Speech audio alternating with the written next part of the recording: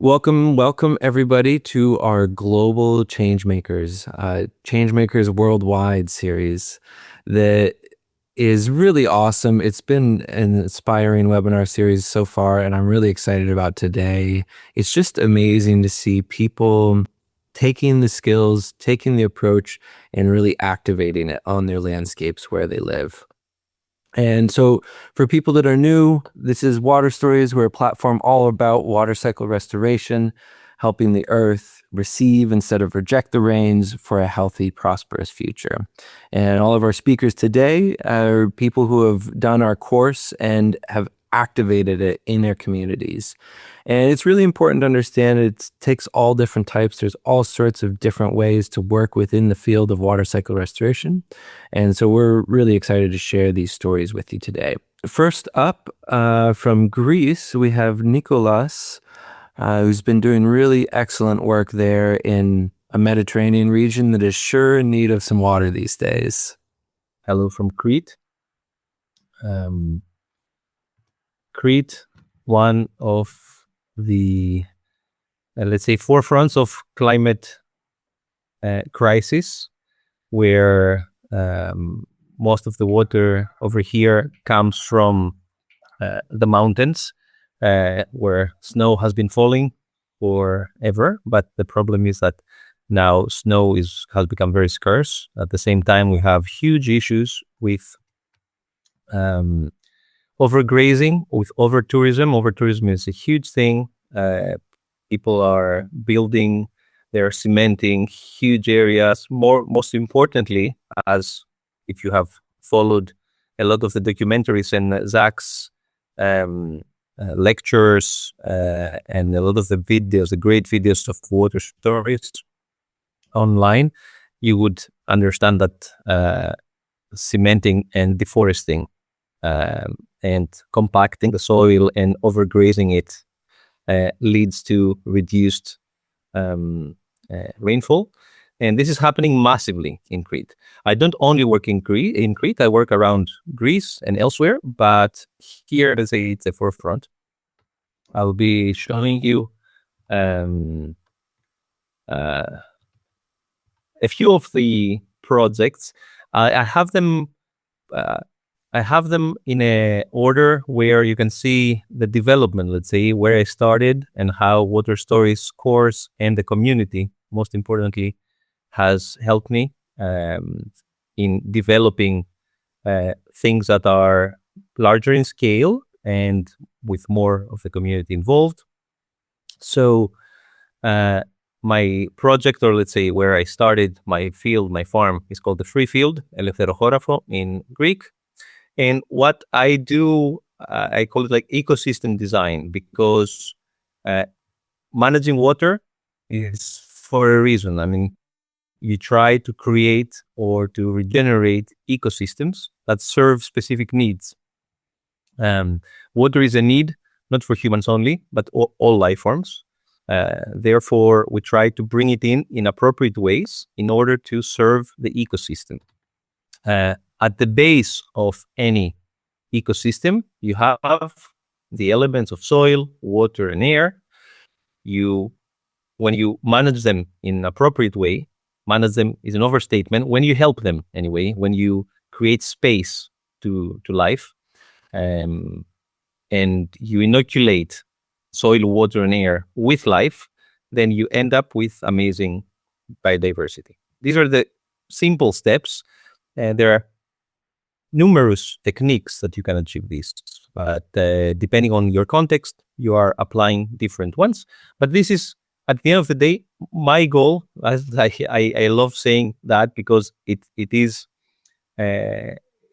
finds a lot of applications. Biodiversity is always the answer, no matter what the question. And this started a while ago, about 10 years ago. I was before in Montreal learning a lot in Quebec, North America, about a very different climate. But when I came back to Crete, I found a piece of land which was extremely dry, The image that you see is from the end of spring. It was already drying up. It only had 1% organic matter. The soil is exposed 8 months per year. I had to irrigate for 6 months per year when I just arrived. So I'll try to make it very short and tell you what I've done in my place and how afterwards started working with other people in private projects, and how water stories helped me to go to bigger community projects, and nowadays going towards more academic applied research concerning water. So just as an example, here in our farm, we applied a lot of the slow it, spread it, sink it. We dug ponds, made overflows, made different channels, small ponds, small infiltration basins, silt traps, etc. And from this went to this in just 2-3 years. The change has been spectacular, really. And I was always telling myself back then that before I start working with other people, I would like to do it for myself to show that it can be done. Many people don't believe that it can be done in our climate. Here you see a small water map of the property, how things are, where are the small ponds and small silt traps, and which are the waterways, and how water is spread all over the place. The point is, at the end of the day, is the results. The results are that after a few years, the aquifer has gone up to just 1.5 meters below the surface. We're recharging the aquifer so much. I am surprised myself when I found out, because I was digging to make a compost toilet actually, and I found water 1.5 meters below my feet. I couldn't believe it. But if you notice around, you see a lot of trees that are now, we are at the stage of forest-like soil. A lot of the trees are planting, are volunteer trees. They just come up by themselves because we throw seeds everywhere. And after, some of them never need irrigation. Some of them only need irrigation after a couple of, for the first couple of years, because they reach the water. And we're in Crete, I remind you. We have 9.8% organic matter, more than 200 tree species. The climate is different. It's a very small area, but you can see how managing water changes the microclimate in such a tiny area. You can see I compare a lot with the neighbors and what they do and what the results are, and the results are very telling. Just to understand the scale, our neighbors irrigate every 3 days their avocados, and every 2-3 weeks their 60-year-old citrus fruit. We might have to irrigate our avocados once a month if it's really, really hot and dry. Our citrus, we don't irrigate anymore. Other issues, as I said, because of the management that happens in our land around us, there is a lot of erosion. The river that it passes close to our property almost goes dry during summer. We found 2 critically endangered dragonfly species last year over here. And of course, if the river goes dry, these dragonflies and a lot of other fauna and flora are disappearing. We have made in our river a series of check dams, and the situation has changed dramatically. Because, of course, the water stays there for longer. So it's much more humid. You have pools of water, even when little flow, and you can see it change in front of you. So I started working with my own land, and I started being called by friends. Initially, this is a project in a friend's place because they wanted some help. Basically, you can see here the details of the design, which is, it's very simple. The thing is that the whole village is pushing the water towards this field in the middle. It is flooded every year, but then it's extremely, it goes through the water and it erodes everything. So we just made a couple of infiltration basins that become ponds, for seasonal ponds, for like 8-9 months every year. That was a private project in a friend's place. But the more you do, the more comes to you, because people see the results. And for me, that's the most important thing. People see the results. After taking the water stories course as well, I started implementing, or I started understanding the power of community as well. Here, I'll tell you why and how we got into that. Here is another project where we made swales that became terraces, and we're doing a syntropic combination here, because I tried to combine water management with plant and soil management and regeneration. We're also using, and this is a project of the community, I told you, because in the water course, what you do is not just reading. Hey, You have to go Nikolaos, out there in the real world and implement. You have to engage community. You have to, in order to go through the. hey, Nikolaos, I think you might try turning off your video. It's just breaking in and out just a little bit, but if you turn off your video, I think we'll hear you more smoothly.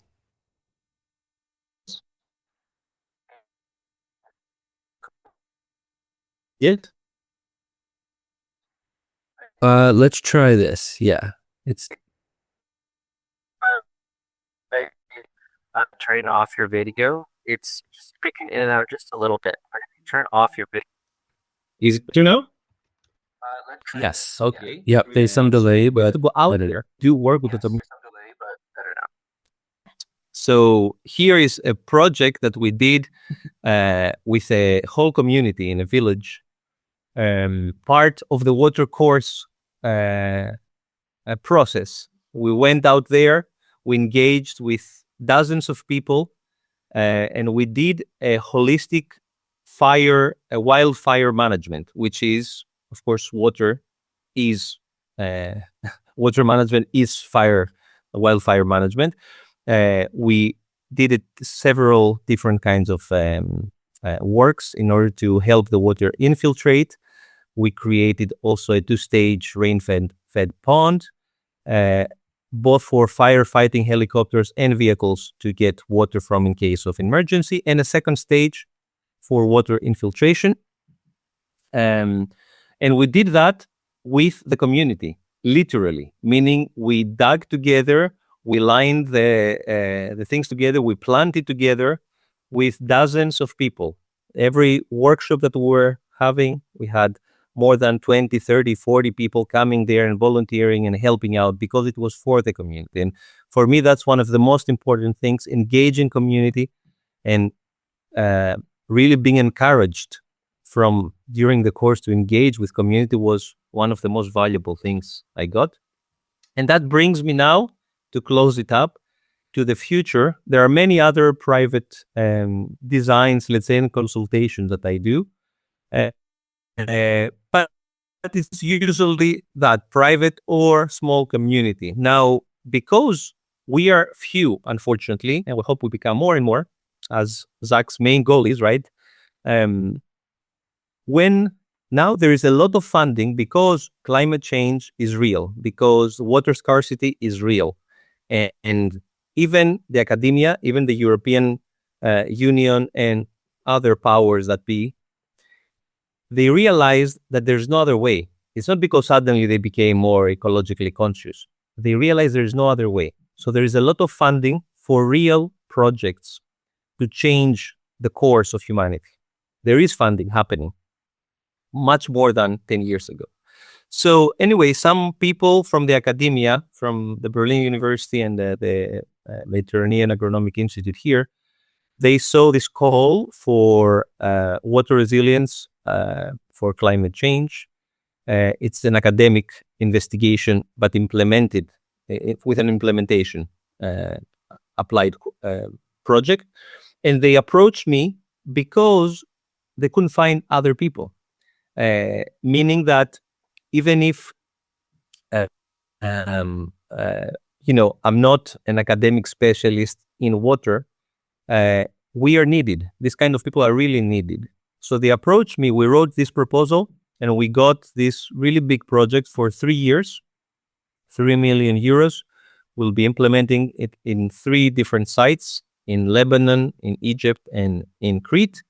I'll be sharing a few small details. We're 8 partners collaborating under the direction of the Technical University of Berlin. The first one will be in Chania, in Crete, where I live. It will be about watershed regeneration. This whole watershed is basically a monoculture of olives, extremely eroded. All the water goes down. The 2 rivers that you see right and left are not rivers anymore. They're just seasonal rivers. We have a huge area to work with. We'll work together with water earthworks, but also with mycotropic, syntropic techniques in order to regenerate the whole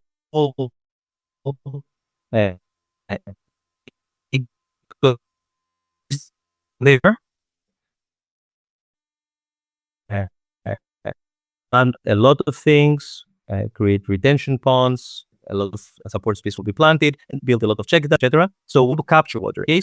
The next part will take place in Cairo. In Cairo, it is mostly about gray water for urban green spaces, reusing and cleaning up gray water in order to create green spaces without using up more water, which is reuse of water. And finally, in northern Lebanon, in Akkar, it's a wastewater management project through constructed wetlands, reclaiming the land from wasteland and dry land, turning it into wetlands. I just want to say that right now, there is a big gap between academia, which has a lot of theory, and there is amazing theory and knowledge over there, and practical people who go in the field and do it. My role that I see, because I used to be an academic in a very different field, but my role is to combine these two, because in this project that I'm showing to you, it's not just about implementation. We will implement, but we will also make measurements. We will see real numbers so that we show that our earthworks, because we'll see our techniques are actually have an impact which can be documented with real numbers. We will see how the microclimate is affected. We'll see how the aquifers are affected.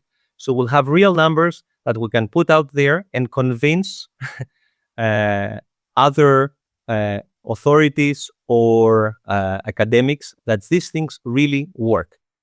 For me, it's a very important step to combine these two, to bridge these two worlds if we want to move forward and make all of that in big scale in order to have a huge impact altogether in the way humanity treats Earth.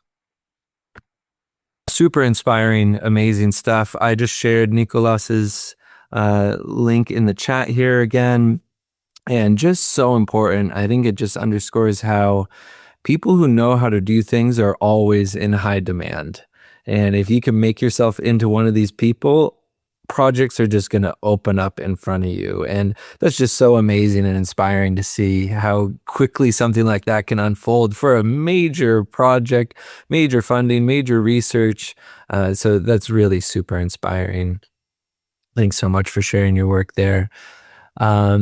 Next up, we are going to go on a little journey around Europe with Josephin Ritschel, who's from Germany but living in Portugal currently, another place in desperate need of water. Actually, they have a lot right now, but wait till the summertime. Hey you all, I gonna talk today about the first time after the course that I finished in October and how I'm now turning that into my profession. My background is actually in visual communication, which means mainly graphic design and illustration, but however, my heart beats even more strongly for restoring and protecting wildlife habitats and supporting nature to create more wilderness again. And water is a key factor for this, and it makes me so happy that I'm now having the possibility to work in this field through the Water Stories course. I have put off following my true potential long enough, and I'm so enthusiastic and taking you now along on my first steps to this career. I'm living in South Portugal at the moment, and I'm very lucky about that. The people are quite aware about fires and droughts, recently also to floods, but I see a lot of potential in the solutions. The landscape is quite diverse and changes quickly, from the mountains to the hills to the wetlands, which are marshes here, following the river to the ocean, which makes the water cycle quite visible and easy to understand for me. While I move through this landscape, I'm reading it, and this has become even more extreme since the course. I see the traces of water shaping the land everywhere, in its beauty as well as in its benefits, as well as in its destruction. I try to document as many of the things I see. To give you some examples, here, for example, you see the sign of a strong and high water flow that pushed the plants down on the side and also brought road material there. Or here we see erosion, and if you have a closer look, you see wildboard tracks, which are quite a learning about their path to the water. Here you see strong and fast water that has carved and dug deeper and deeper into this channel, which is now draining the surrounding hills. This road also shows the sign of being a river lately. Here you can see a field that if it isn't plowed by following the shape of the land, you are directing the water directly to the road and you're draining it. So this field will become quite dry soon, especially without vegetation. Here, livestock has trampled into the stream and is also now causing erosion, but the blackberries are trying to cover it already in its protective nature. To turn my passion into a profession, I've started to give free land readings end of December. And now, after having given 13 of them, I charge for that. When I'm on these sites of these clients, I also facing different challenges and landscapes. Here is a quite interesting one. You see this lush green vegetation, which is a clear sign of water, especially this plant. And you will know why in a bit, because when we walk further uphill, we found this pond that left me quite speechless in the beginning, because this power pole on the dam and also this not really existing overflow. Also, I found water leaking through the dam, which was now the explanation of the moisture in the soil further downhill. I'm also very lucky to find and be able to explore a lot of ponds here in this area and learn from their differences. This is a really pretty and dry one.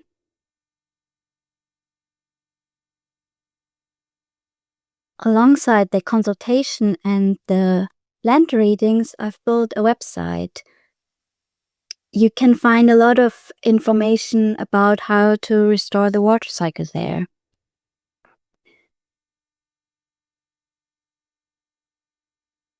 And one important thing I've learned in the course is that the human needs and the nature are working together really beautifully.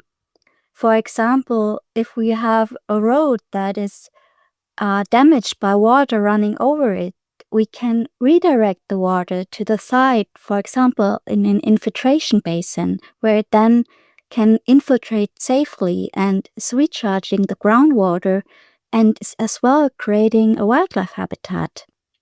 So we can help the client and do something good for nature. I've tried to transport this idea into the website. I also reactivated an Instagram channel and started LinkedIn, where I'm showing and posting water education content, also in short video form. Another project I'm working on is an illustrated guide of how to build a rain garden.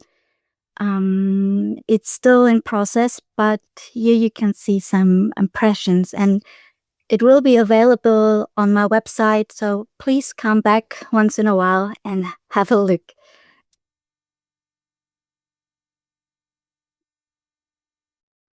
Then I had a quite personal challenge with this road leading to the land I'm living right now. I've tried to protect it from the heavy rains we had this winter, and I've built like over 60 of these water drainage features, different sizes, in just this checked section. Most of them have worked quite good, and you can see maybe here on the right side that what I mean, how beneficial it can be for the plants.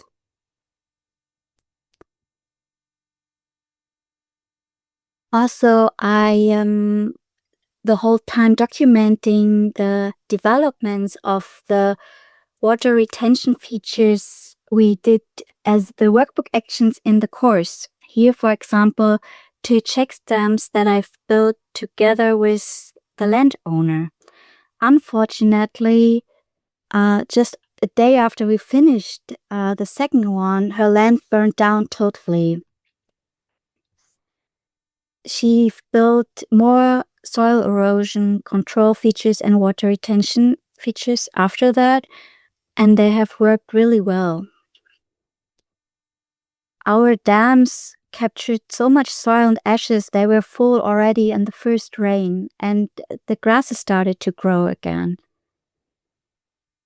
And before I show you how the dams are looking right now, this is the how they looked when we finished them, and I want you to focus on the background tree, because otherwise you won't be able to see it anymore. It's full covered by grasses and plants. Also, the other one is totally captured by that, and it's so great to see how this easy to build features help so well in this vulnerable landscape, and it's quite impressive. Yeah, and thank you for listening. And thank you, Zach, for supporting your students. And I really want to mention that for the new students, because the Water Stories team will always try their best to support you, because it's not about competition, it's about collaboration. And as many of us are restoring watersheds and the landscapes, as more we are working together on the goal of restoring the water cycle. So that's why it's in Zach's and its amazing team's best interest to help us all succeed. And you can really feel that. Thank you. Awesome. Thank you so much, Josephine. That was really amazing. Just incredible to see you imagine once you start really understanding how to read the landscape, you just see all this unrealized potential everywhere, all around you. And then you can actualize it as well. And that was a really beautiful demonstration of that. So Josephine's website is in the chat here, Rain on Earth. And I shared her LinkedIn and Instagram as well.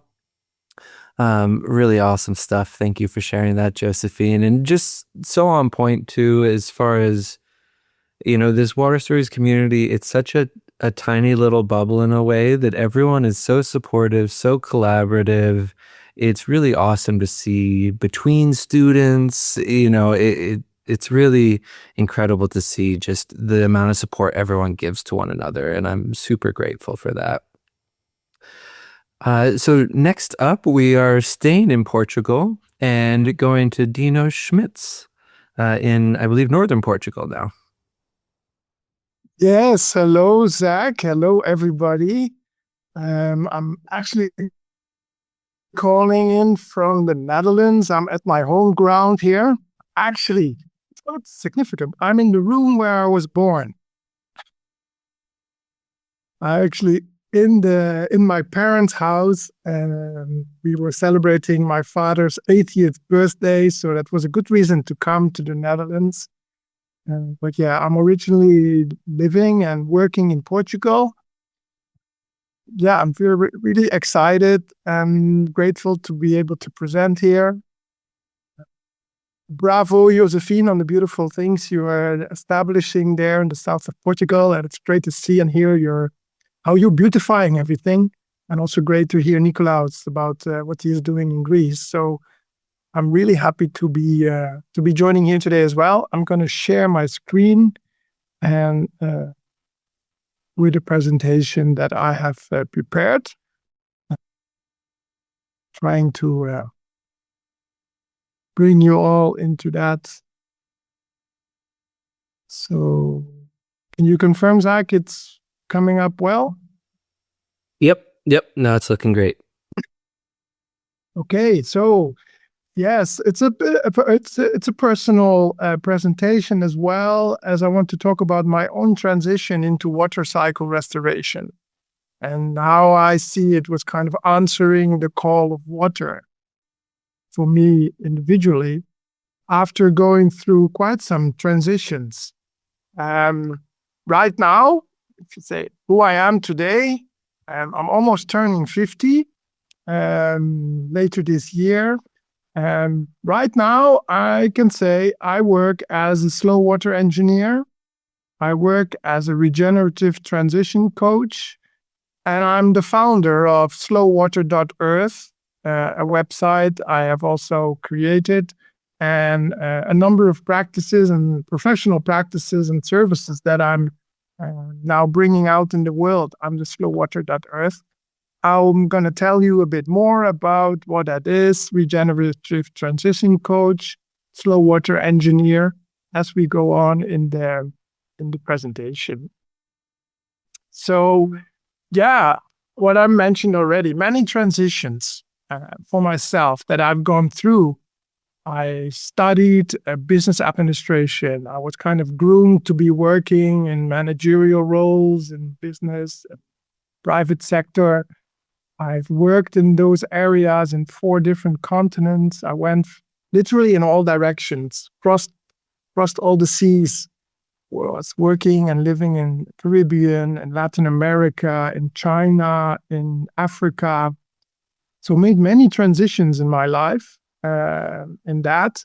But then came a moment where I was actually feeling even more, not just transitioning in the place to go to be, but also in where to put my energy in. And about 6-7 years ago, I made a big shift, transition to kind of stop my work in corporate life and start working more in community and work more land-based I also moved up then from cities to countryside. I came to live in Portugal, in the interior, in an area close to what is called the Serra da Estrela, the Star Mountains. And also, just in my personal development and transition, I wanted to mention here the importance of fatherhood, of having children and thinking about what do we leave for next generations? What is there for them? And where am I putting my energy in today so that it will support, for them to have a beautiful life in connection with all the wonders around us. And so there were many of these transitions that helped me shape my current practice. And of course, it's never ending. It's not stopping. So the transition and the move towards Portugal was very significant. I have a picture here of a view that when the first time I came into this valley, which now has the name given Val das Lobas as a project name, it's a small river valley of a river that eventually flows into the Mondego. It's part of the Mondego watershed. And the first time I came on this land, it was very significant and surprising because I remembered the land. I looked out of the window, I saw this valley, this vision. I was like, how can it be? I remember this. I've never been here before, but something was very present. It was calling me. So I responded to that because I felt I needed to respond to that. I couldn't ignore it. But then the question came, how? I was living in Uganda at the time, working in transport and logistics, and having an expatriate job and all this wealth. But I also felt empty and lacking in many aspects. So it took about 1.5 years that I decided to leave Uganda, move to Portugal, and work in this project, Val das Lobas, which was about creating a regeneration village with nature tourism, with ecological restoration, with community work. And I started living and working more aligned with my own values, with my own principles, with what I appreciated, working physically also, working with the land. I enjoyed it. I was spending less and less time behind the computer and on the desk, but being outside with olive trees, with doing earthworks and construction. You can see that man there with the nice white helmet on, inspecting how the digger was creating a new water retention, a water body. So I helped with designing and creating a water retention landscape, creating 4 or 5 different water bodies on different elevation levels. Working with the trees, working with the vegetation, working with the soil and all what is there underneath the soil. Lots of granite in this region. So for 6 years, I was working hands-on with a practice in regeneration. And it was very rewarding, very fulfilling. There was beautiful exchanges between what I was able to learn, to observe. And it was very profound. But at one day I was standing literally in a river stream, and another question came up, and it was, can I be a water teacher? Can I really be of service to water? I asked that question and I got a yes from the water. But then it was, okay, how do I start? Where do I go? Where can I learn first in order to become more of a teacher so that I can share understandings? And it was literally within a week or 2 that I suddenly somehow got into water stories on the website, learned about there is this 4 course that is going to start within a few weeks. And I grabbed the opportunity I joined the core course in 2024, and I was still working in Valdes Lobas. I was able to do it next to that work and learned an awful lot of things. But mostly what I learned was like, hey, there's something really calling me here. A year later, I was like, okay, what's next? I would like to get more practical understanding, more practical experience into doing that. And as if it was the universe responding to me, I saw a message coming like, yeah, there's going to be this one intensive workshop this year, and it's going to be in Portugal. So I was like, yeah, hey.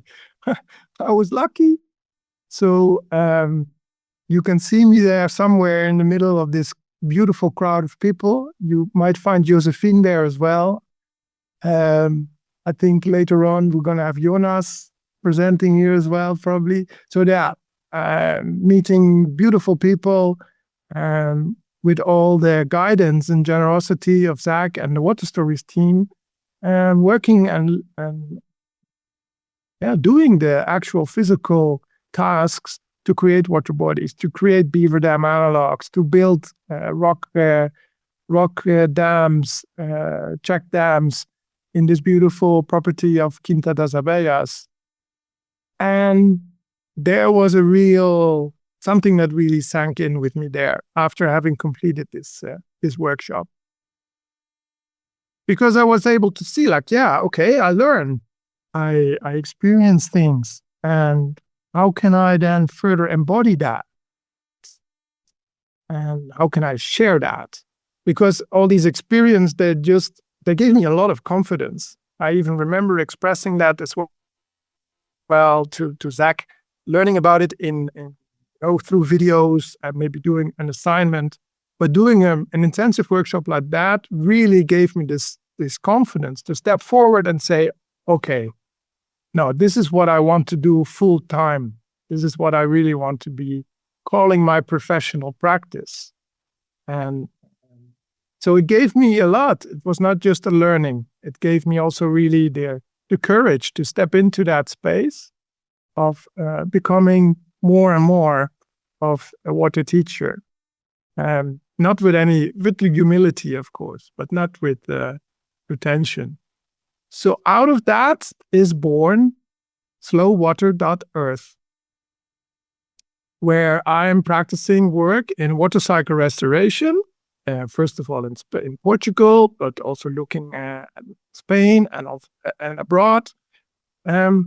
And where I also combine that, of course, water cycle restoration, I thought I don't need to explain too much here. Many people know what we talk about. We know the importance. We know how essential it is. We know how it supports life. But I'm offering those services to landowners, private landowners, organic, regenerative farmers, reforestation projects. Portugal this work is very welcome. Same for Spain and other southern European countries, where we witness this cycle. Now every year, repetitive. So more and more people are waking up to the urgency and the importance of doing water cycle restoration work. But I'm also combining it with something maybe not familiar for many people, but offering transition coaching for people that are also feeling called to step into regenerative work. Because one of the things that I learned and experienced, that whatever we have going on inside of ourselves is being reflected and projected in the world outside of us. So if we want to do good, if we want to really make significant change, we also need to change ourselves. And we need to be open to vulnerability or to more challenging moments.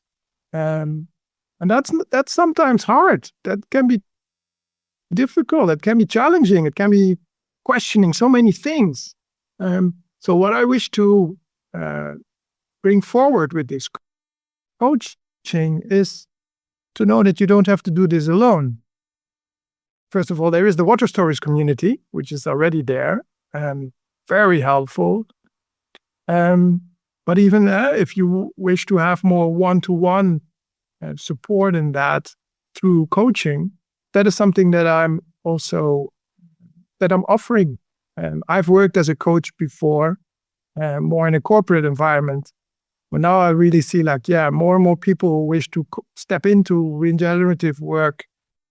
People who wish to be more in stewardship to their land, or more ecological leadership. That this coaching is for those people. Because the questions that might come are, how do I translate a vision into a real path for myself? Or how do I develop knowledge and confidence and leadership in this? Or can I have a livelihood with that supports regenerative work? How do I build such a livelihood? Yeah. So with coaching, there's a space, there is a way, or there's room to explore these questions and then move forward with clarity, with grounded intention. Because what I see is that we develop ourselves as we develop the land. And the practices that we do in that, we want to have them emerge from understanding, not from imitation. So that regeneration is happening inside of us and outside of us. And with the connection that we feel with the land, with the water, with the vegetation. So these are things that I bring forward also in slowwater.earth. So because why does this all matter? These are transitional times. We can recognize that all around us. Our connection with the land, we're not separate from nature, I would say, of course. And it also comes from our own awareness on how our role as humans, also in service to the land, is coming to our understanding. So there are kind of new roles that are emerging. New language that is needed. I call it a slow water engineer. So of course people, what is that? Are you an engineer? Did you study that at university? No, I learned things in different ways. But I'm a slow water engineer. Oh yeah, what is that then? A regenerative transition coach? Yes, I can explain and tell you what that implies. So new language is needed, new roles are needed, as we are being invited to step into this regenerative work. So, what I wish to create for myself in my work, but also with the people I work with and the collaboration with landowners, with coaches, is to be in wonder, to create beauty, help restore water, and have fun while doing it. So that wherever water flows, life grows. So I have a website. You can find my contact here, my email or WhatsApp number. So feel free to reach out if you wish to learn more, or maybe just share and have a chat. I would love to hear more from other water cycle practitioners. So thank you very much, Zach. And I look forward to the questions, the Q&A afterwards. Awesome. Thank you so much, Dino. That was excellent. It's just very on point with these times that we're living in, that I think we really need to, anyone who's called, there's a role for you. There's a way to participate. We're at this point of transition where we need to all chip in our skills, our abilities, our interests, our gifts. And you've done a really excellent job of showing that. Dino, would you mind stopping your screen share here? And then next up, we're going to a place that rains a little bit more often, Stefanie Harwart in Berlin, Germany. Hello. I just started with my presentation. I'm happy to be here and have this opportunity to share something about my work, and also how I implement the water story course into my work. and also to share something a bit about the area here in the surrounding of Berlin called Brandenburg, which is a total different from the landscape of Portugal, for example. And during my presentation, I will move between science, water, and awareness, because I combine different ways to work with landscapes, and that means geology, soil assessment, and metaphysical awareness. And I would like to start with geology, because I'm geologist and I also have a PhD in geology and sediments and climate history. And I also have a lot of experiences in fieldwork. And one central part of geological work is to create geological maps. And I love geological maps because they translate your observation in nature and make this visible. And here on the left side, you can see my student geological map, just using my pencil and a piece of paper and sitting in the nature. And this kind of work, it has been almost replaced by digital methods recently. So because I love doing or creating maps, I continue this. But now I'm using QGIS, and I must say it opened me such new possibilities to make complex relationships visible. And my focus is on linking morphology, waterways, geology, and historical informations to make hidden structures more visible.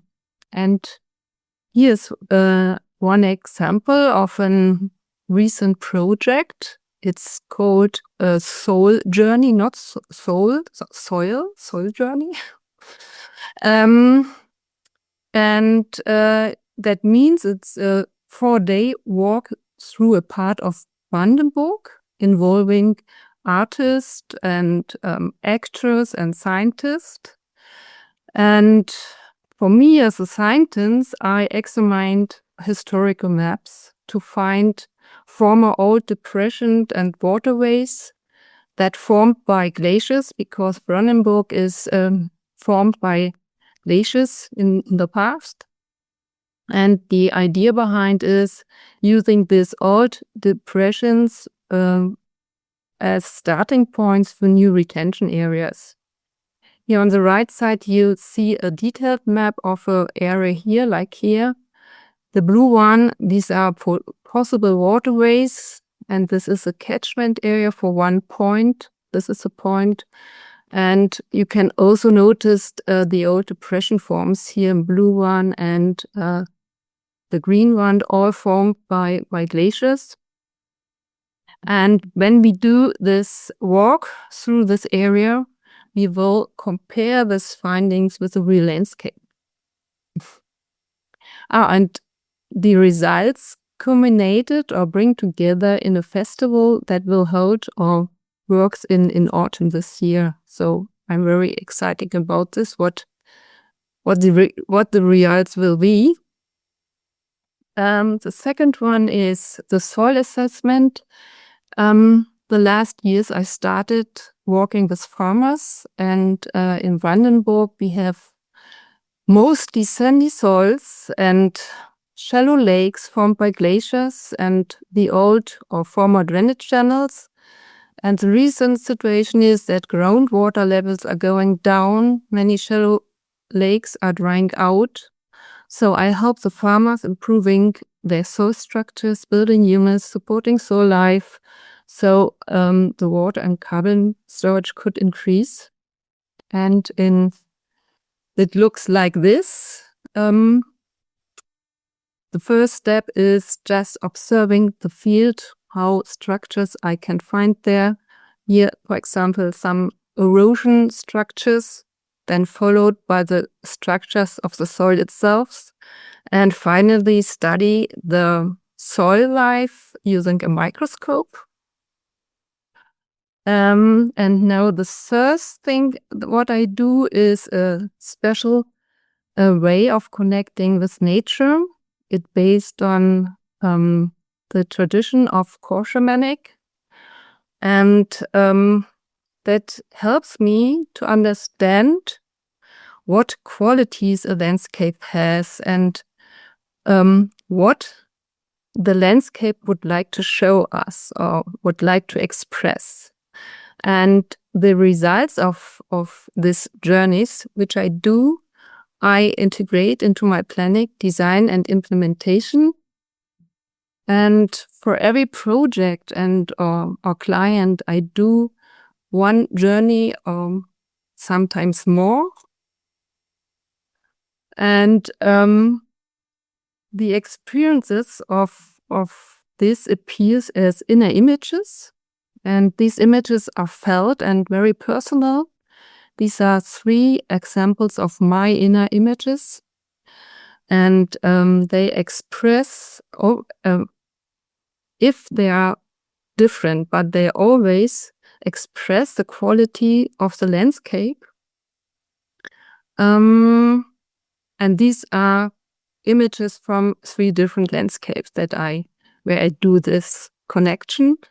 And sometimes I wrote down my experiences and published this in a blog. And if you like to listen or to take some more information, you can read here.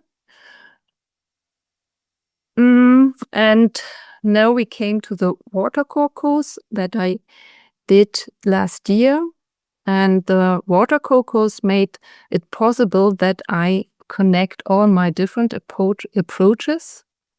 And this is why each session is practical and based on real examples, and why you learn through doing discussion and experiences, and also because on focus on observing, understanding, and taking action. And I can say that this education is really unique. I can say this because I did a lot of education, most scientific education, and this is really unique. And in the end, the course shift my focus from individual farm fields to the entire landscapes, because water connects everything. And my practical final project for this watercolor course is taking place in my own backyard, in Berlin. And here I have only sand, no clay, which is so needed for a retention pond. So I decided just starting with 2 infiltration basins. And this is a little video that shows you where the rainwater comes. It comes from our roof houses, roof houses, and how it's guided through the backyard. And here I simulate a little spring, and this is, and the water flows down through 2 infiltration basin where the water can infiltrate into the ground and replenish the groundwater. And over this longest spillway at the end, the water will arrive this retention pond, which not ready yet. But as a real landscape project, I tried to find clay from a nearby area, and I find a construction site where unwanted clay is, and I could take some of this clay and bring it to my garden. And on the right side, you can see where I compacting the clay with a temper, a handmade wooden temper, to compact it, this clay layer by layer. And I have to say that the clay is not a 100% clay. there's some portion of fine sand, and that's good because it just reflects the natural conditions enough. And for the end, I would like to answer why I do this work. For me, I believe that a paradise exists within every person and in the world itself and in every landscape. And this is not the thing, but the thing is to rediscover this paradise again and bring it to the reality for plants, for animals, and for us, the humans. So thank you for your attention. Amazing. Thank you, Stefanie. Really awesome stuff that you're doing there, and just speaks to how important it is to use all of your senses, all of your awareness. I think so oftentimes as humans, we depreciate our own skills and awareness, seeking technical solutions. And there's a really wonderful way to just show how important we humans are at understanding landscapes and really acting in the best interest of that landscape, rather than just taking the same kind of engineer control mindset that's created all these issues and then applying it with a different intention. It really takes a whole reframing around how we relate with landscapes. So I shared Stefanie's LinkedIn and website in the chat there for you guys to follow up. And next up, we've got 2 more speakers, and then we'll get to our Q&A. So feel free to put those into the Q&A session. Next up, we have James Barrett. Thanks for the invitation again, Zach, and hello everyone. So this is actually my second time joining the webinar. I was part of the 2024 cohort and joined this time last year to tell my journey from that point. In the last 18 months, it's been a very busy time. And so much like Dino, mine's a little bit of a wander through those past 18 months. But I want to give a little bit of insight for anyone that's wondering, where do you take this after the course?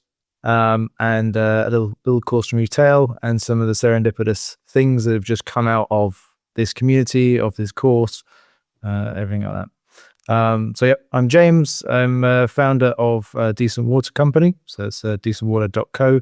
That's my regenerative hydrology company. I'm also a co-founder of a LiDAR mapping software called Landscope. So feel free to connect with me on LinkedIn. So as I say, I did the course in 2024, and as you'll find out, if you sign up, then it's an absolute treasure trove of information, super detailed, lots of great practical examples, as others have said.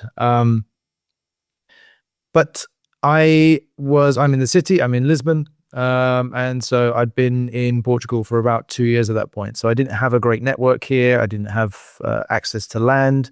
And so it was a little bit difficult for me to really dive in and do as much of the practical stuff. So after the course, I had all of this theoretical knowledge in my head, and I thought, right, how do I get this in practice? And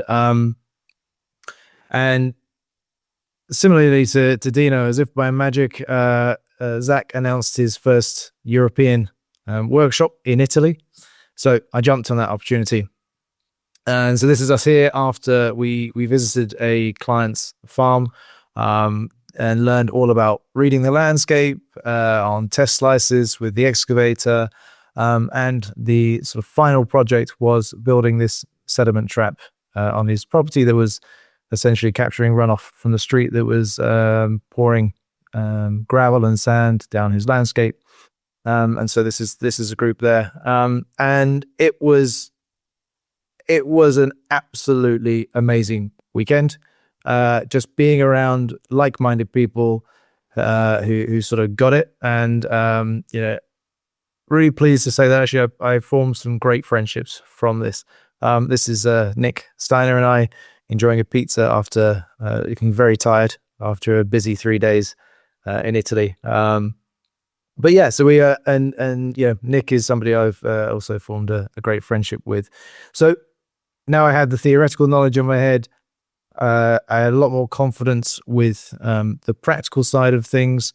I went back to Portugal and I started to do. I'm involved in a urban reforestation organization here, and so I started to implement small water harvesting features on our projects there. And then, so this is what the sediment trap looked like. Just I think it was about 4 months after it was implemented. So during winter, greened up. And I'll come back to that in a little bit later. Why this image has actually been really, really important for future projects. So this is my first commercial project, so my first paying client, and it was a referral from Nick. He got in touch with me and said, "Hey, James, this is just about an hour north of where you're from. I haven't got time to get there. Would you take a look?" So very nervously, my first client, I said, "Okay, all right, I'll do it. I'll do the site visit."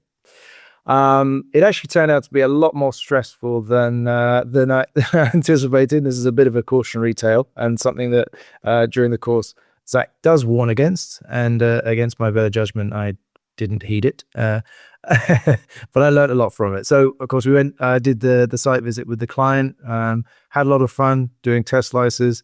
I'm here doing something that you're told not to do, which is get inside the test slice, but I'm not very good at listening to rules.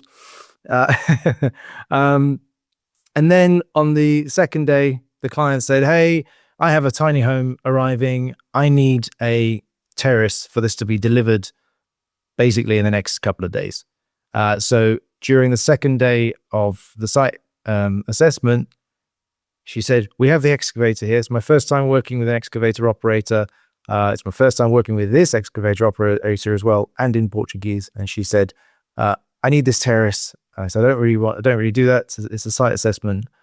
But of course she said, I need it, please, please, please. The excavator's here. So, yeah, I said, "Go on then. Okay, we'll do it." Brought my surveying equipment, and luckily it turned out well. So this is about a 20-meter long, 7-meter wide terrace. Thankfully, this operator was very good at what he did, and saved my bacon a bit there. But I learned a lot from this project to remember that essentially, it is up to me to decide what I'm comfortable doing, what the service I'm offering, and be willing to be politely but firm with the client and say, "Hey, look, no, this is what I'm here to do. We can always, we can reschedule this and push back." But yeah, a lot of learning. Pleased to say she's now got a beautiful tiny home on there. She's actually taken some of my readings and installed a small pond and a few other features there, and the property is looking great now. So with that, I continued to just try to get as much experience on the ground as I possibly could. And during the workshop that Dino mentioned, when Zach came back to Portugal last year to work on Mark Lieber's farm, Quintas das Abelhas, the lake there. Again, it's fairly close to Lisbon, so I said, "Hey, do you need a hand to finish off the project?" Jumped in the car and went down and helped them to do the final touches there. So that's Mattis and Megan just chilling on the rock that you see here, which is a beautiful sitting rock, which is right now, if they were sat there today, their legs would be underwater. And through the connections I made at the other Italy workshop, so a friend of mine, Pietro, he invited me to come and help with him on an implementation consultation at a beautiful property in Tuscany. One of the side benefits of this work is you do get to often stay in some absolutely stunning locations, beautiful houses, often with people who are super lovely and want to share all the best food and wine and everything with you. But yeah, so this project was, we ended up actually doing 3 small water bodies down this valley catchment in a 2-day period. This was the largest of them, which was capturing the watershed off the road and just controlling it a bit more. So now, as you'll see from the video on the right, now the client or Pietro is going to go back, and we can do more interventions here to weave that water backwards and forwards for a new orchard that's going in there. Really interestingly, we got photos back. This actually froze over during this winter as well, which was pretty cool to see. So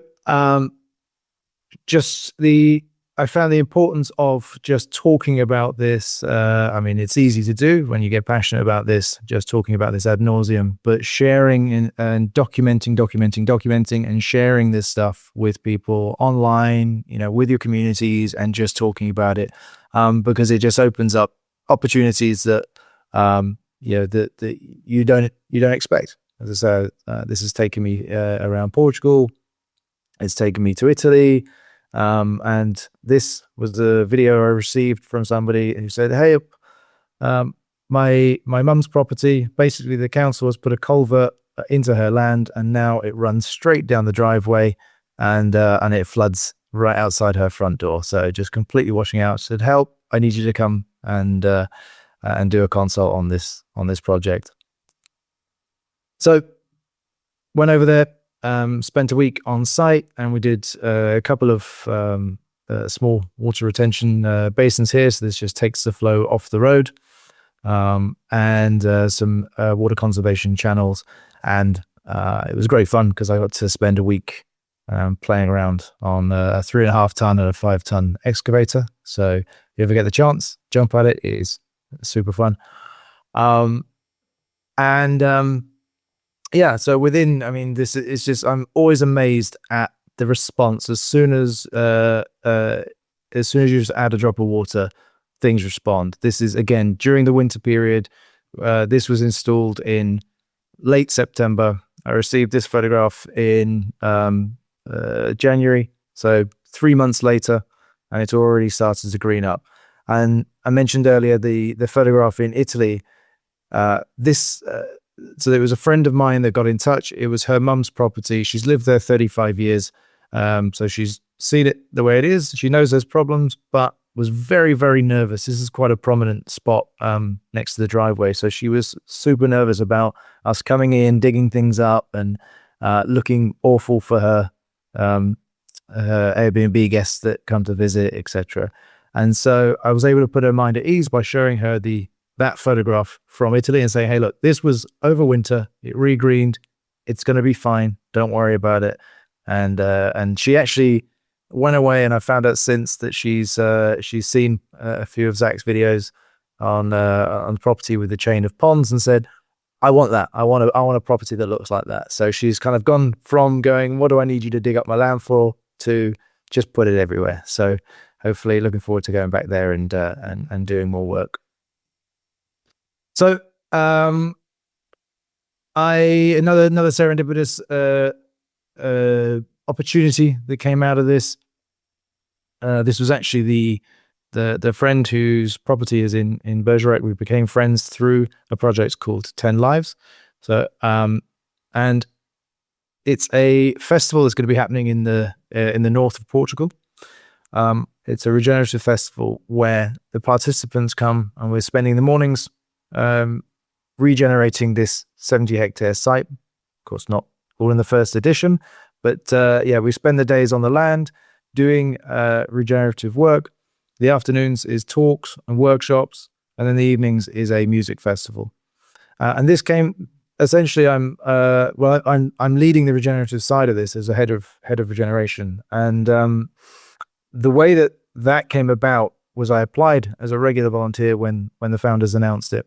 And during the first conversations, I mentioned that I'd gone through the Water Stories course, and immediately they said, "Hey, can you take over the plans for doing regen?" So it just seems to open up doors every time you share the knowledge you have from this course and the projects you've done. It just seems to continuously open up doors and open up pathways that essentially just you can't guess where it's going to go.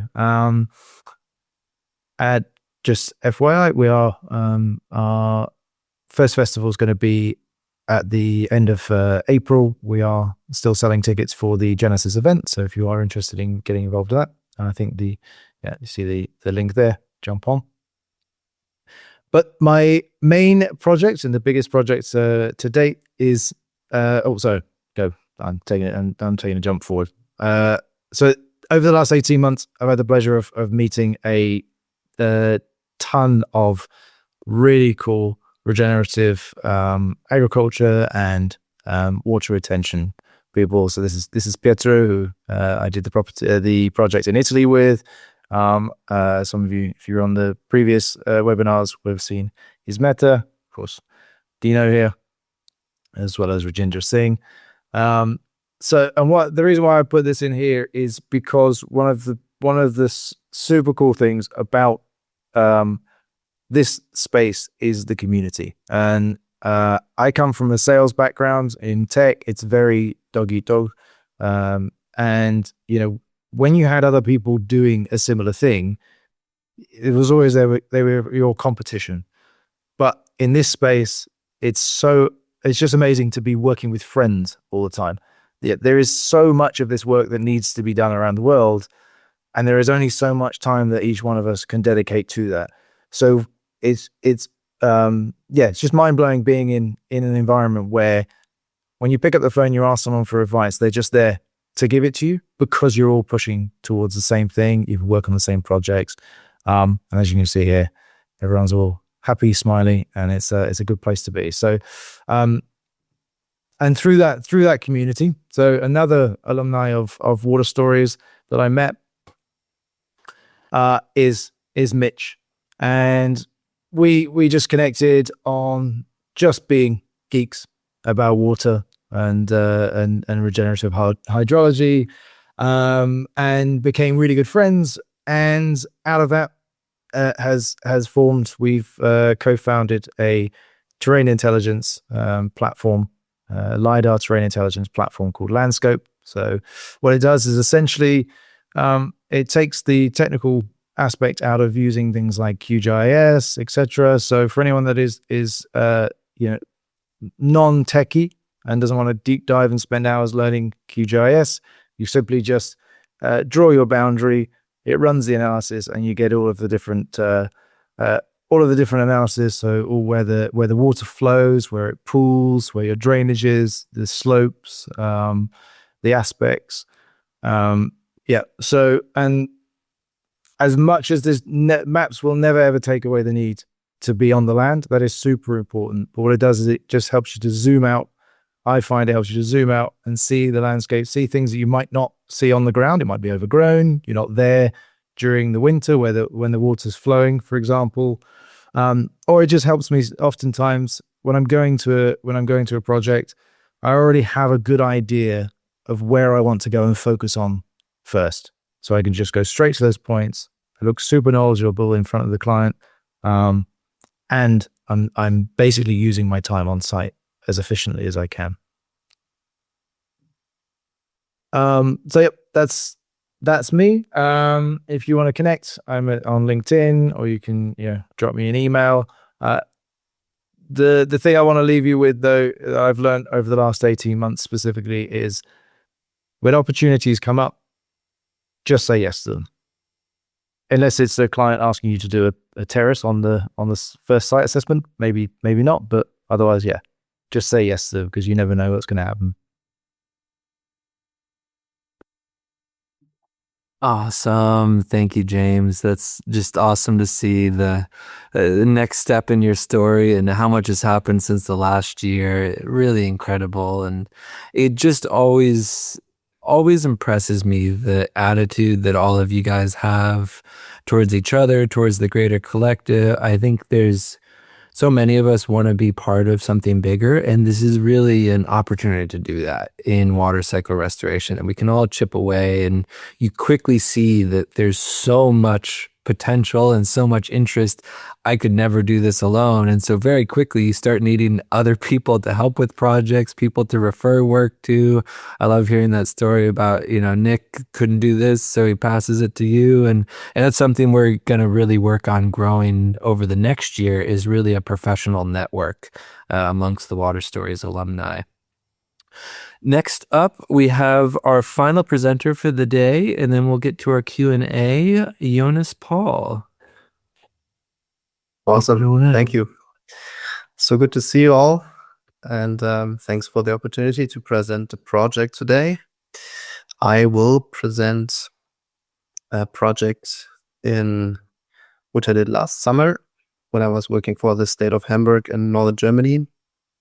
So I did the course in 2024, same as James and Dino and Nico, and gaining all the knowledge to feel comfortable to do projects like this was my aim. And now I'm living in Portugal too.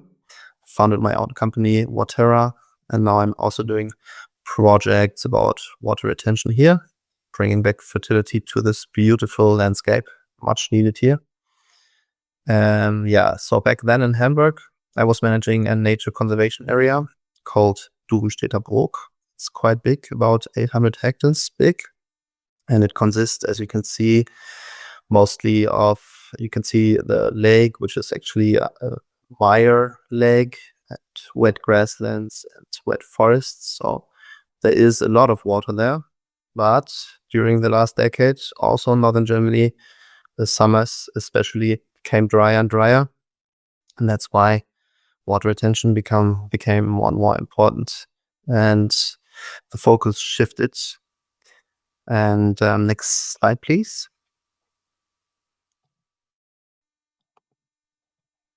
So that's a digital elevation map of the conservation area. I also attended the last students webinar where I presented 2 other projects. And I gave a hint about the project I will present now. Just for a quick orientation, the red and orange colors display higher elevations, and green down to blue, bluish tones are lower areas. So when my bosses or my superiors and I and my mentors were facing the challenge of the lack of water in summer, we tried to figure out where we can store more water. And that's why I pulled that map out and studied it in order to understand the hydrology of the area better, to get an overview where the water flows. And although Zach teaches us to always study the land in person and not rely on digital models too much, which is totally true and which I totally agree with, this source of information can help to get an idea where to search in the first place, especially if it's a huge area like this. So next slide, please. I took advantage, and one point where the red circle is caught my attention due to its shape. Looks like a bit like a gully or like a little valley where water is collecting, flows into. On the next slide, I zoomed in, and this structure seemed to be a bit strange, a little bit artificial. It's deep in the forest. There are no pathways around, so you really have to go into with gumboots, and that's what I did. I took a look by myself. But before, on the next slide, I searched on old auto photos from 1953. And on this image, it looks like there is a dam or some structure looking like a dam without an opening. On the slide before, it looked like there is some opening, and next slide shows the structure a bit closer. So I was definitely wanting to go there. And on the next slide, you see the pictures that there is kind of like a dam structure with an opening, trees around, Probably no one got there for decades. And the next slide, you can see through the greenish leaves that there is an opening and also some water flowing.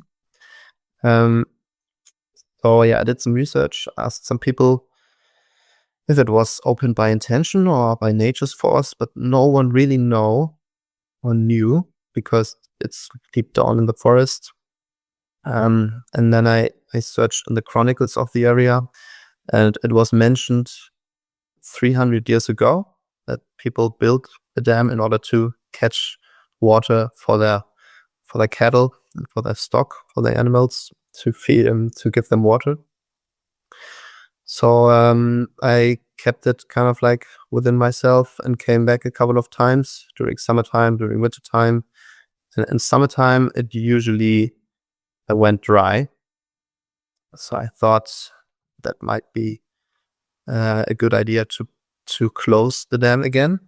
And on the next slide, I did a rough calculation of how much water we could store if we would close or rebuild the dam.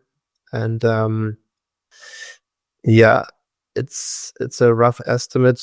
I think on the information I gave beforehand, I was talking about 500,000 liters, but I think it's a bit more than that, because the area where water would be collected is about 3,000 square meters big, with a volume of 1,500 cubic meters if we would raise the water level about 1 meter just before the dam, and then slowly it would become more shallow. So in total it would be 1,500,000 liters. That's what I presented to my superiors, and that it would greatly benefit the wetlands around. So it wasn't difficult to convince them. The only concern of them was that we would dry out the wet forest below the dam. You can see the depression there, and also the creek, the temporary flowing creek meandering through it. And therefore we decided to build the dam without a clay core, because then water would constantly seep through. Even if there was no overflow anymore, there would be no overflow anymore in summertime. So yeah, it's I talked to the guy I hired if it's safe to build it like that, and he was quite sure if we build it wide enough that he wouldn't expect a dam failure. So it's very important, which you will learn in the course, that you have to tune in to the landscape and understand what it needs, and then decide what to do. So next slide, you see another picture of the opening. And as I said, I talked to this very experienced excavator guy, and we hired him because he said yes, he can do it.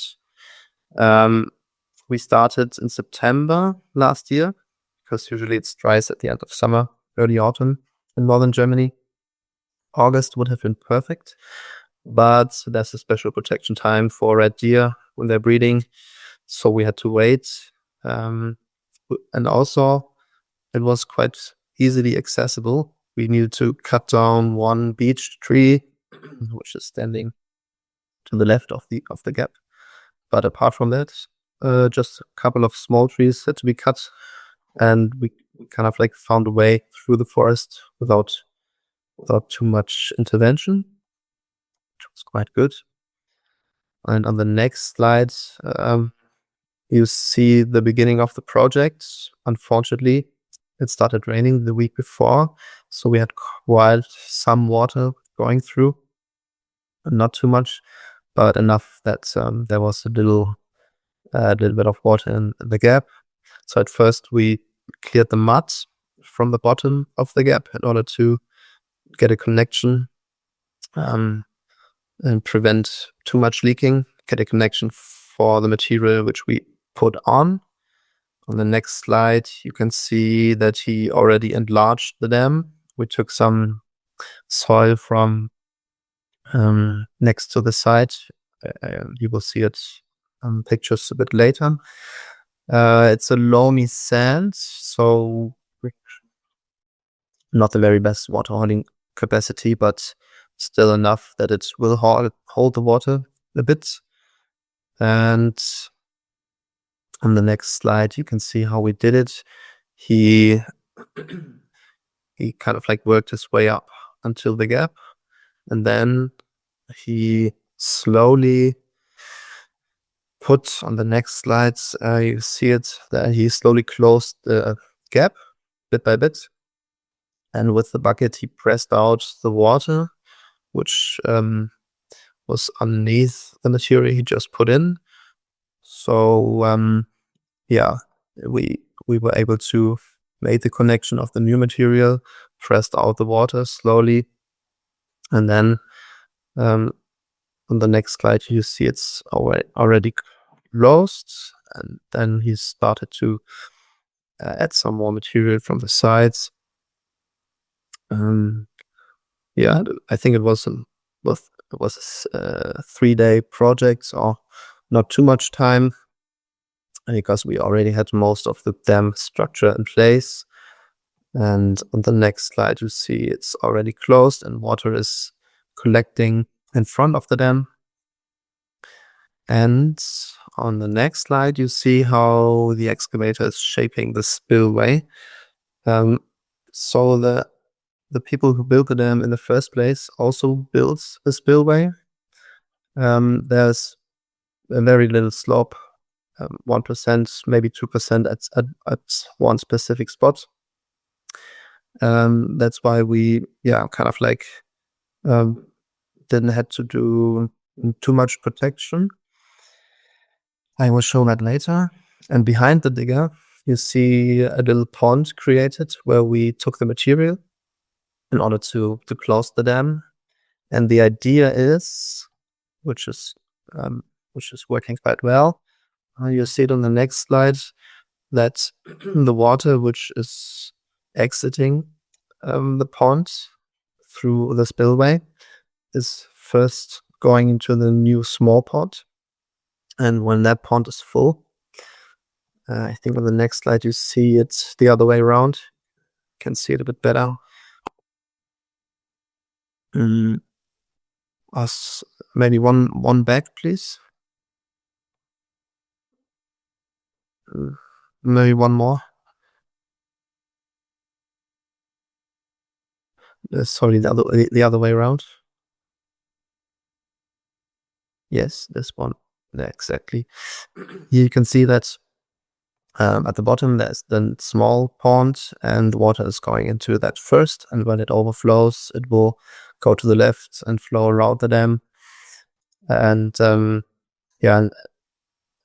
that reason, we were able to really slow down the water, make it flow into water, dissipate the energy. It's also one thing I learned in the course, which is really important if you have to handle with quite an amount of water. And on the next slide, you see the dam is already filling up. I think it was 2 weeks after the project. And on the next slide, you see that I think that was 1.5 or 2 months after the project, it's already full. So it did rain quite a lot. So it's filled up quite quickly. And also notice how the animal tracks, they are using it as an overpass. Also quite nice. And on the next slide, you will see a picture which was taken this month by my colleagues. And you can also see the spillway, because there was one step, a bit steeper step, about 2% slope. And we decided to anchor that with stones just to be sure that there won't be any erosion in the future. So this is by far my biggest project I did, and I think also the biggest impact. And I think the wetlands around will greatly benefit from it. And I must say, that's the knowledge I gained with water stories gave me the confidence and the tools in order to implement something like that successfully, and also to convince my superiors, to give them an idea how much water we can collect. And really, this acupuncture point in the landscape was, screaming for an intervention. And I also found myself stepping in the footsteps of, my ancestors in a way that they also found the spot. And so I restored this beautiful catchment. And when I will be back in summer in Germany, I'm definitely will go there and see how everything develops. So I'm super happy about this project, and it was a pleasure to share that with you. Thank you for your attention.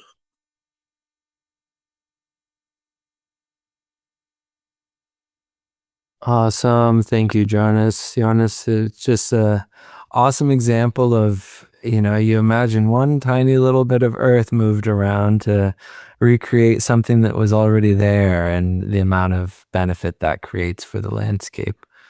I am sharing in the chat here Jonas's contact details. And so folks, any questions that you have, let us know in the Q&A. I'm going to do just a really brief little rundown of the offering that we have available this week. So this week is the last week to join our live core course for this year. Obviously, here's where we are today, listening to all these amazing people. And through Water Stories, we're really trying to empower as many people as possible to create these kind of changes on landscapes. It's been really amazing to see the community spread so far, so quickly already. And as a lot of these speakers mentioned, it really is because you can see the results so quickly when you're working with water. You create more water sources, you create healthy, productive habitats, because ultimately we want to go back to this full water cycle. We're currently dealing with this watershed death spiral, but we have the solutions. And so our course registration is open through this Friday, March 27th, and then the live version won't open again until next year. And our goal is really to show all of these great heroes around the world and to create a lot more. And that's what all of the people on today's webinar are really doing, because we have a huge amount of agency to create a healthy, productive climate on our planet. We have all of the knowledge, all of the skills. It's just a matter of applying them on the landscape, which is so important, so that we can create landscapes that are full of water, that are full of life, that are full of abundance, like Sepp Holzer's. We have a great film on this. Rivers flowing again through the year. A great film on this about Rajendra Singh's work in India. And how do we empower as many people as possible from all around the world to take this and apply it where they're living to create beautiful, abundant, healthy landscapes? And so this course, it's the last week to join this year.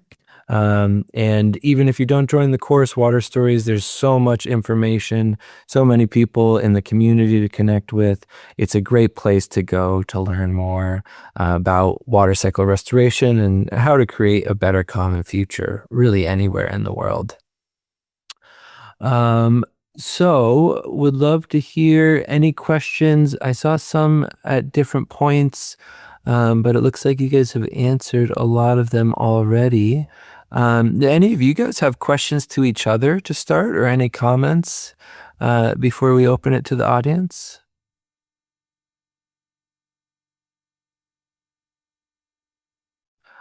Someone was asking early on, Nikolaos, what kind of bedrock do you find on your property, and how does this impact the water management there? The water management there. Well, in the property specifically, it is a sand and gravel. It's like 70% sand, which is a very challenging situation because, water just goes away really, really fast. That was one of the biggest problems. And of course, that makes the need for more waterworks even more serious. And that's why we work also together with a lot of plants and a lot of organic matter. We need to have high amount of organic matter to keep humidity locked in and have a canopy that keeps humidity, atmospheric humidity there as well. But now, well, it's a big issue to start. And of course, what kind of earthworks you're going to do. And you, Zach, I think you are someone who can develop a lot on that. But what kind of earthworks you will do, even from the simplest ones, how big, how wide, how deep, how many of them, really depends on the actual mechanical properties of the soil. So yeah, that's why there's no one recipe. It always depends on the situation there. But I would say that even if many people complain for heavy soil when they have a heavy soil, clay, I think they're blessed. If you really work the heavy soil well, it's the best thing you can have. Sand, it might feel easy, but it's a very, very challenging situation. Absolutely. And this is one of the big things that we try and get across and constantly reiterate in the course, is that the only recipe is a recipe for disaster. And you really have to continually tailor what you're doing to the situation where you're working, to understand what works, what doesn't. If you're doing the same thing 3 times in a row, you are missing all sorts of details, because the earth is telling you how it responded to that first interaction, and you should really be informing your next interaction based on that previous one. So yeah, it's really important to, we like to be organized and meticulous and use this type A personality, but it really doesn't apply to natural systems. They're so complex, so integrated. I think a lot of the speakers here did a great job of showing how, human intuition, observation are actually much more important skills for implementing this type of work effectively than any set recipe, or, A plus B equals C just doesn't exist in this kind of field. And that's why starting from the base, building up your skills in reading landscapes is the foundational skill that allows you to understand how to interact with those different elements. Let's see what. Some people are asking, James, maybe you could put a link for Landscope into the chat. I put that in earlier, but it's called Landscope, the software that James and some other students have been working on developing for mapping. Some questions, and I know there's a lot on this, but I think you guys could have some good input. How do you stay up to date on the rules and regulations when you're working in a new place? And maybe just speaking a bit to, I think especially in Europe, we've seen this very much an opening over the last 2 years of this kind of work being easy and permittable and permissible. Do any of you guys want to speak to your experience with rules and regulations?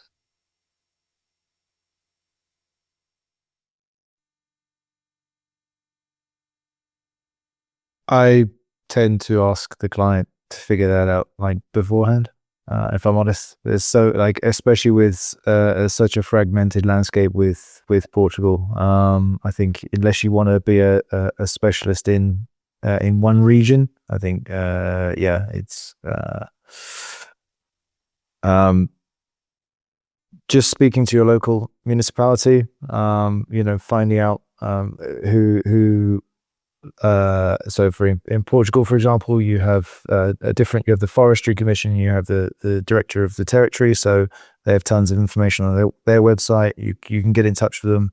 But yeah, I tend to steer the client towards there, but ask them to look up their own regulations. Nikolaos?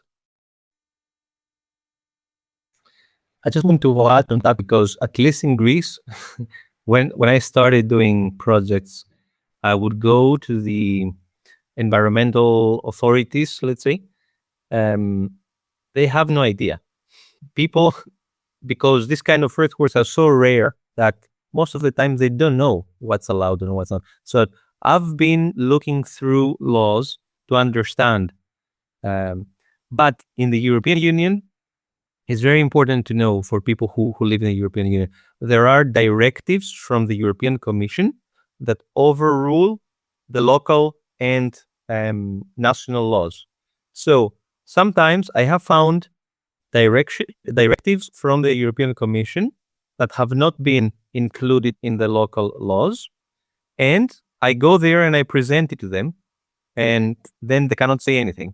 So it is a difficult process, but it's something that's really worth it, because this way we can also convince local authorities that what we're doing is not based on our heads, because there is other people in the European Commission that have actually authorized this kind of works.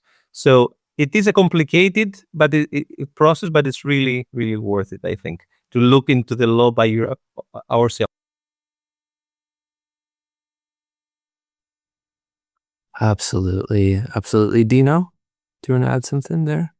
Yeah, something, of course, rules and regulations, there's one thing. What I experienced that if for rules and regulations to be, let's say, applied or adhered to, it has to be coming mostly from a complaint from somebody else.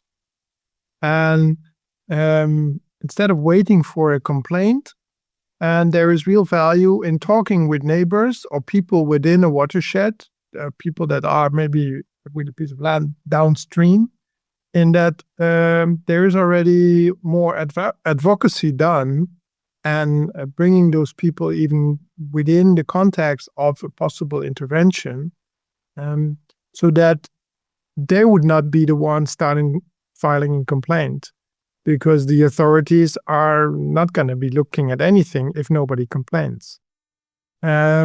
So, and already with 2 possible projects that I'm now engaging with, it's also to talk with people that are living downstream.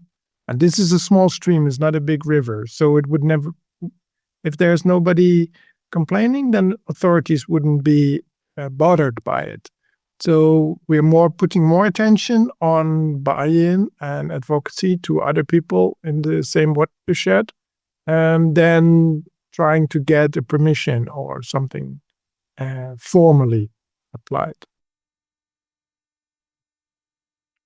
Yeah, this is a huge point, that a lot of times it's easier to ask forgiveness instead of permission for some of this stuff. And also, it's so much about calling the child by the right name. And this is something that we really try and teach in the course, because depending on how you present things, you might have a night and day, totally different response. For example, 2 days ago, Gerhard in Austria was presenting about his work. And when he was going through the course a couple of years, he was saying, but I can't do this in Austria. There's all these permissions. I need these certifications. I'm never going to be able to do this. And once he started reframing how he was doing things, tailored what it looks like, tailored what it's called, now he's going to the authorities and saying, this is basically plowing twice in the same direction, these little features that we're creating to hold water. And now he's allowed to do it and incentivized to do it. Whereas before, what he was calling it, no way, impossible. And you guys in Europe know how Austria is. They like their rules there. And yet by calling it a different name, they're now being incentivized to do it. And so that's a big, big piece, is just finding the right, as soon as you say one of the wrong, I call them opportunities and landmines. As soon as you say one of the landmine words, it just blew up in your face and you're going to have a hard time. And so you have to really figure out what is the right name for that child, and how to portray what you're doing in terms that someone will understand. And that's a really important part of doing this work. And I want to say too, I've seen more and more, and this is especially true in Europe, we've had a number of students apply for projects, grant funding, things like this. The more conventional stuff is oftentimes getting denied the stuff that they thought would for sure get approved, whereas this more innovative on the edge stuff is actually the stuff that's oftentimes being accepted and funded. And look at the Nikolaos case as a perfect example of this. And so there's a lot of skill in just portraying it in the right ways to the right people at the right times. And it's hard to figure out when you're just starting out, but that's why you got to just start doing it and keep addressing and keep changing how you're talking about it, because when there's a will, there's a way, and there's absolutely a way to get projects in, but you have to think about it beforehand, try and avoid those landmines, and really pull to the surface those opportunities. Awesome. We are getting pretty long here. Do we have some final questions for folks? Otherwise, start thinking about your guys' final thoughts to share. Love to hear from each of you, just some final thoughts. Again, I put a coupon code in the chat here, which I'll paste again for anyone who wants to join the course this year. That'll give you a nice little discount. Trying to make sure I'm catching everything here. Okay. Well, this has been just an awesome session. So appreciate each of you guys sharing. And I think it just goes to show how many different ways there are to be a part of this movement to create a better common future. So maybe we do final thoughts in the same order that people presented. You guys would like to share some thoughts for those of us here joining, and also for the recording afterwards? Nikolaos, do you want to get us started? I just wanted to say that, and because I'm sure many of the people who are participating here in this webinar are having or are hearing the calling to get closer and get more involved. I'm sure many are already involved into water, soil, and life. So that's what life is. And I would repeat that this is existential for myself. I think for humanity as well. We're really at crossroads. It's a lot of fun. It's being with nature all the time, meeting people, creating things. You see the results of your work. But more than anything, it's a calling. And it's the most satisfying thing humans can do, I think, create space for life. So I would really encourage to collaborate, start experimenting, create community, and just regenerate landscapes. It's just really the most satisfying thing a human can do, I believe. Oh, absolutely. Josephine? I just want to add that I'm very thankful, and it was so nice learning so much today as well, and how much important it is to learn together, to support each other, and then this can be a wonderful place on earth, or many small wonderful places on earth. Yeah. Absolutely. Absolutely. It's about making those green bubbles and then connecting them all. Dino? Yeah, I think in the same line, very inspiring to hear reconnect again with everybody. I especially want to recognize Stefanie. Beautiful your work on the shamanic and more other spiritual beings that you integrate in your practice. I applaud that, and beautiful to for your courage also to bring it forward here in the community. And because we are part of all this whole beautiful web of life, and it's great to see how all these beautiful individuals have responded to their own calling and are doing the work that they so vividly can share with everybody. So, yay, nice. Love to see it. Love to hear that. And, I think courage and confidence are these two themes that I keep seeing and keep hearing. And I think that's one of the pieces where the course really helps, in that you're not this rogue maverick. You're now part of a movement of people all around the world doing these things. And we're a lot stronger together. Stefanie, would you like to share some final thoughts?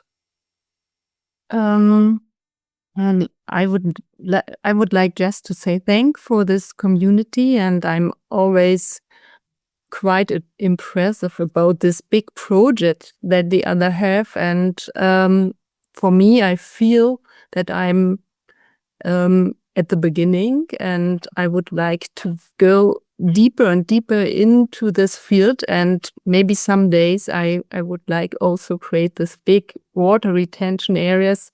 But first, I need this connection with nature before I do this. Yeah, I can't take the big technical stuff and start. The first thing is I have to feel the nature, and then I can go forward. So thank you for all and all your projects. I'm very impressed, and thank you, Zach, for your guidance.